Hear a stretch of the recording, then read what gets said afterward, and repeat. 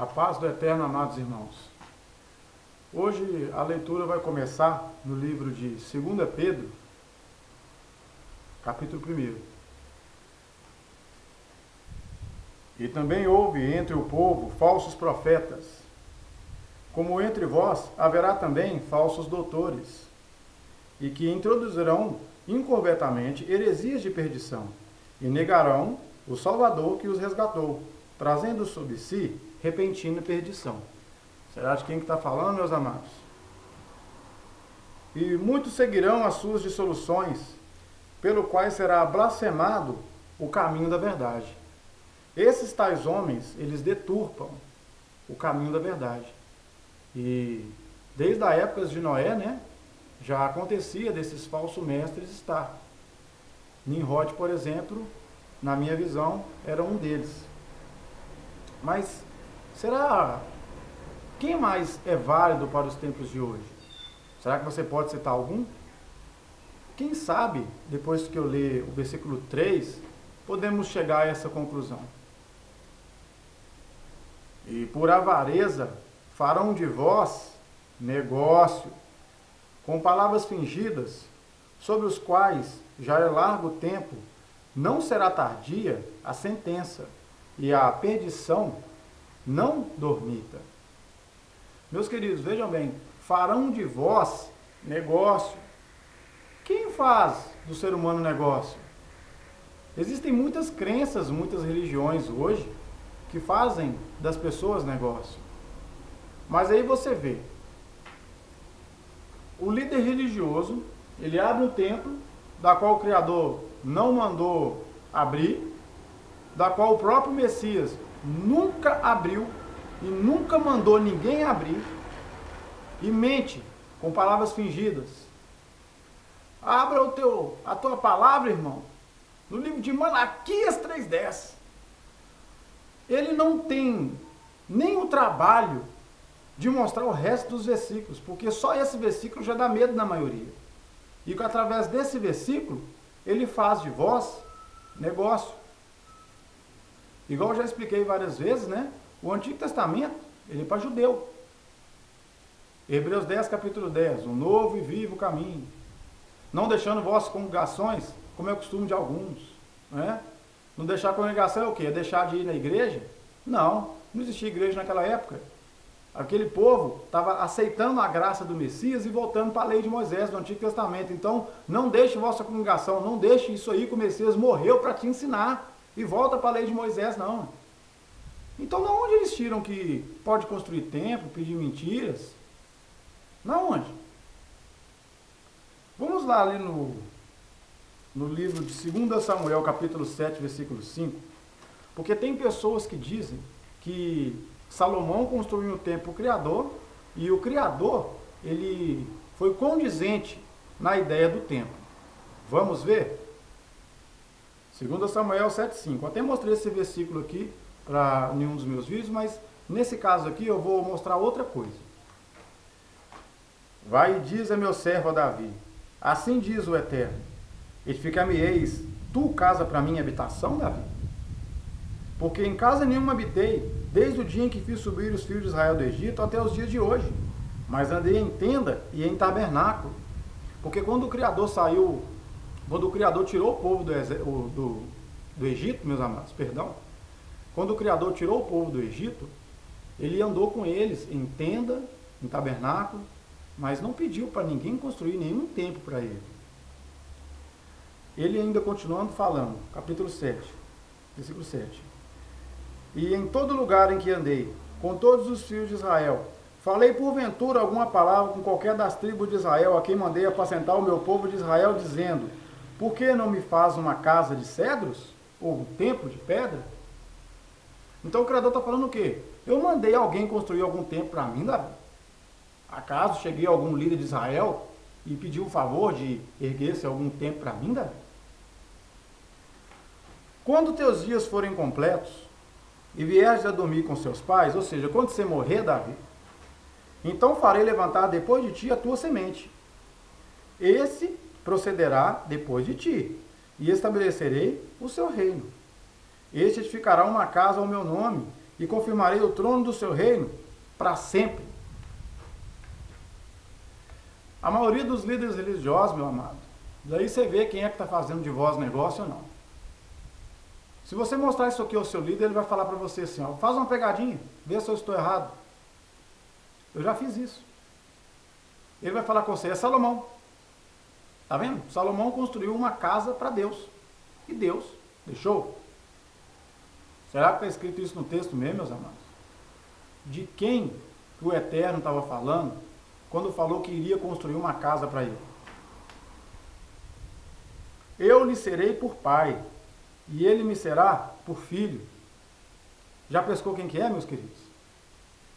E se vier a transgredir, castigá-lo-ei com varas de homens e com açoites de filho dos homens. Ele está falando do nosso Messias. O nosso Messias construiu um templo para nós. Você já viu esse ditado? Jesus Cristo, filho de Davi? O nosso Messias é filho de Davi. Ele veio da genealogia de Davi. E essa parte aqui, ó, eu lhe serei por pai, e ele me será por filho. E se vier a transgredir, castigá-lo-ei com varas de homens. Transgredir o quê? A lei. A lei de Moisés. O nosso Messias transgrediu a lei várias vezes. Ele curou no sábado. E naquela época, quem transgredisse a lei, morreria. Então essa foi uma das razões que o nosso Messias morreu.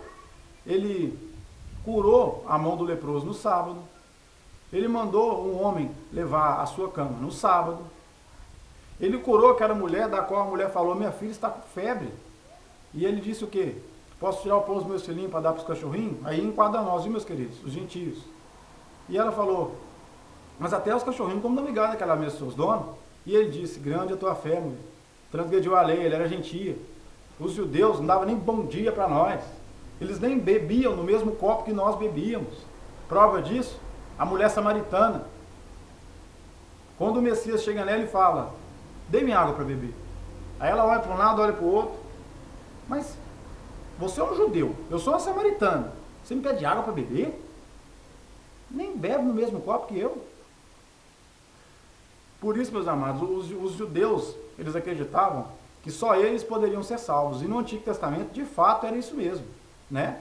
A maioria dos judeus é que seriam salvos. Poucos gentios conseguiram salvação no Antigo Testamento. Mas aí, quando o Eterno, ele fala para Davi, haverá um que construirá um templo para mim, e esse confirmarei o trono dele para sempre.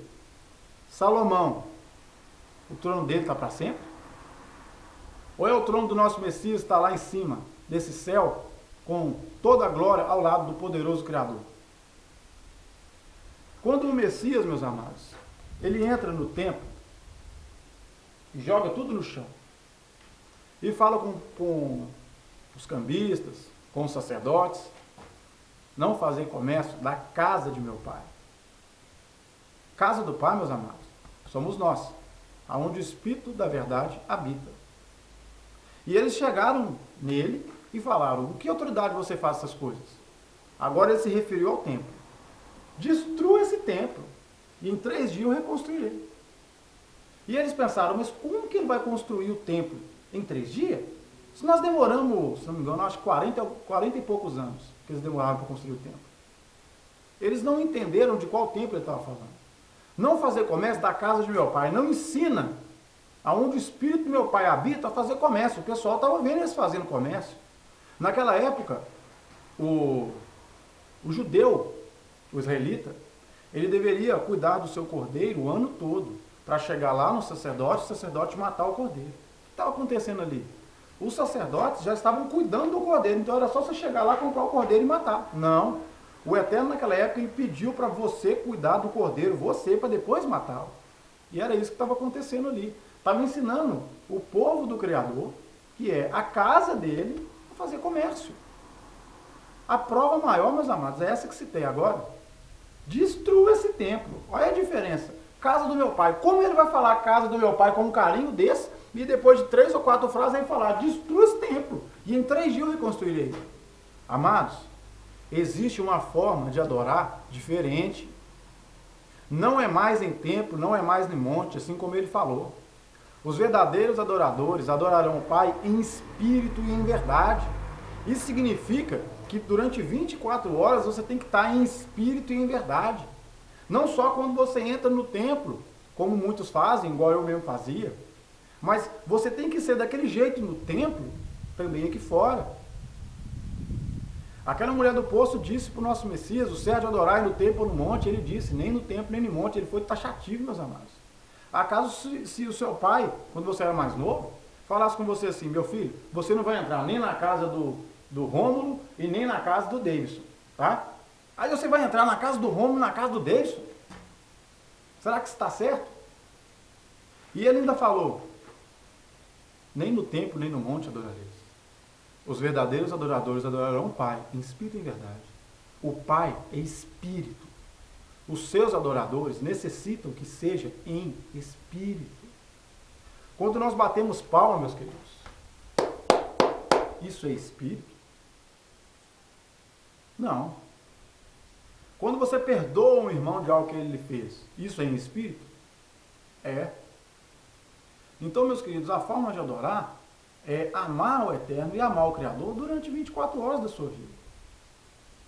E você, Eduardo, você está fazendo isso?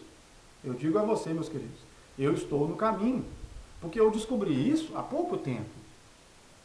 Há mais ou menos 4 anos e meio atrás, eu pertencia ao sistema religioso, pregava nas igrejas, né?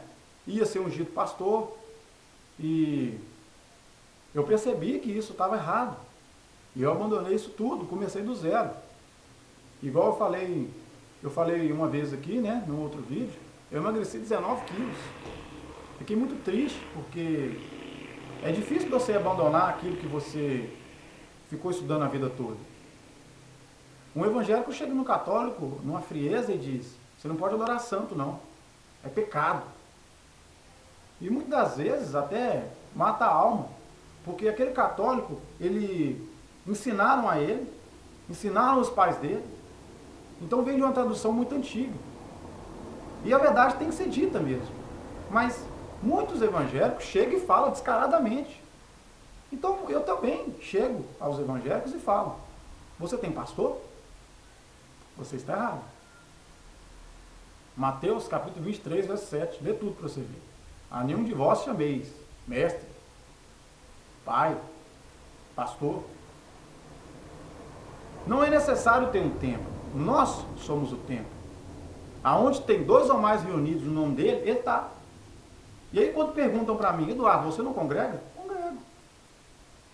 Esse momento agora, nós estamos congregando. Você aí do outro lado, está me ouvindo? Com certeza, em muitos casos, vai ter outras pessoas aí com você, já tem 2. A forma de adorar mudou, meus amigos. Nós temos que nos focar na palavra do Eterno e contra os nossos reais inimigos. É para isso que estamos aqui. E não existe vida boa, meus queridos. Não existe vida boa. Você que tem uma vida boa, agradece. Mas lembra do pobre, viu? Lembra do órfão, da viúva, do necessitado. Porque o Messias, no dia do juízo, com o Pai dele, ele vai cobrar isso de todos nós. E aquele que recebe mais do que o outro irmão, ele vai ser mais cobrado. Aquele que tem mais sabedoria vai ser mais cobrado. Aquele que tem mais dinheiro vai ser mais cobrado. Então, meus queridos, eu peço a vocês que leem a palavra. Não deixe ninguém colocar as coisas na sua cabeça. Não se alimentam só das coisas que eu digo aqui. Eu sou um homem falho. Eu ainda estou aprendendo a palavra do Eterno e resolvi em meu coração de ensiná-lo o pouco que aprendi. Leiam a palavra, meus queridos. Lembrem-se que o Antigo Testamento não serve para nós. E o Antigo Testamento, ele é de Gênesis até João. Mas, Eduardo, por que o Antigo Testamento é de Gênesis a João? Meus queridos, o Novo Testamento começa no livro de Atos. A Igreja Católica e a Igreja Evangélica colocou erroneamente na Bíblia uma página em branco escrito Novo Testamento. A Igreja Católica fez isso para te induzir ao erro. O Messias ainda estava vivo em Mateus, Marcos, Lucas e João. Se o seu avô deixa para você 3 fazendas e o seu avô ainda está vivo, ele deixou apenas o testamento escrito. Você vai adquirir suas 3 fazendas? Não. Agora, Se o seu avô morre e ele deixou o testamento para você 3 fazendas, você vai adquirir as fazendas. Em Mateus, Marcos, Lucas e João, o nosso testador ele estava vivo. Foi só quando ele disse, está consumado. O véu do templo rasgou de alto a baixo. O véu do templo rasgou. E as pedras do templo se partiram. Aconteceu isso, meus amados. As pedras do templo simplesmente se partiram. Aí entrou uma nova era. A que o Criador procura. A dos verdadeiros adoradores. Esses, o Pai procura. Aqueles que adoram da forma antiga, têm que se regenerar, como eu fiz, e renunciar muito de si mesmo, e ainda mais, para chegar a ser um verdadeiro adorador. Meus queridos, eu estou nesse caminho. Algumas pessoas, amigos meus, irmãos, estão também nesse caminho. É um caminho difícil, né? Um caminho estreito. Não é simplesmente você chegar numa igreja e falar glória a Deus, aleluia, quem dá mais glória a Deus, da esquerda da direita, da esquerda ganhou, agora o grupo de louvor, não. O Eterno não pediu isso para nós. Você pode fazer? Pode. Mas faça para o Eterno então. Se você gosta de louvar o Criador, embora ele não pediu, ele não pede. A palavra, o salmista diz, louvai o Criador com cânticos, né? Miriam louvou o Criador. Mas eles louvaram por Criador e para o Criador. Agora, se você pega um CD de um cantor gospel e começa a louvar, você não está louvando. Quem está louvando é o CD, meus queridos. O louvor, ele vem do Espírito. Você, na sua cabeça, no seu coração, inventa uma música para o Criador pelo Espírito. E você não pode colocar ela num CD e vender, não. Acaso Miriam fez isso? Quando Moisés atravessou o Mar Vermelho, Miriam viu aquela maravilha toda e ela começou a cantar e dançar. Ela fez um CD com isso? Ela ganhou dinheiro com isso? Não. Então, meus queridos, esse negócio gospel, farão de vós, negócio, nós temos que analisar isso direito, meus amados. Eu deixo aí mais esse entendimento. Obrigado por assistir mais uma vez o meu vídeo. O Criador dos céus e da terra possa estar nos abençoando, ensinando a gente o caminho do perdão, da benevolência, da mudança e da renúncia. Porque Ele mesmo falou, quem quiser herdar o reino dos céus, quem quiser, negue-se a si mesmo, pega a tua cruz e siga-me.